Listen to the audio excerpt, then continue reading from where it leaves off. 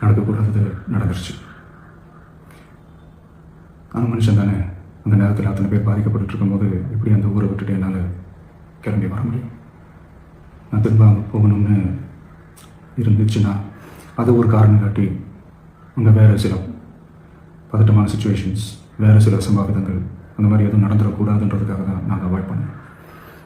இந்த நேரத்தில் சொந்தங்களை இழந்து தவிக்கிற அத்தனை குடும்பங்களுக்கும் என்னுடைய ஆழ்ந்த இரங்கலை தெரிவிச்சுக்கிறேன். எனக்கு தெரியும், என்ன சொன்னாலும் இது ஈடையாகாதுன்னு எனக்கு தெரியும். ஹாஸ்பிட்டலில் ட்ரீட் பண்ணிகிட்ருக்கிற எல்லாருமே சீக்கிரமாக க்யூர் ஆகி வரணுன்றதை இந்த நேரத்தில் நான் வேண்டிக்கிறேன். கூடிய சீக்கிரமே உங்கள் எல்லாரையும் நான் சந்திக்கிறேன். இந்த நேரத்தில் எங்களுடைய வழிகளை, எங்களுடைய நிலைமையை புரிஞ்சுக்கிட்டு எங்களுக்காக பேசின அரசியல் கட்சிகளை சார்ந்த நண்பர்கள், தலைவர்கள் அனைவருக்கும் என்னுடைய நன்றியை தெரிவிச்சுக்கிறேன்.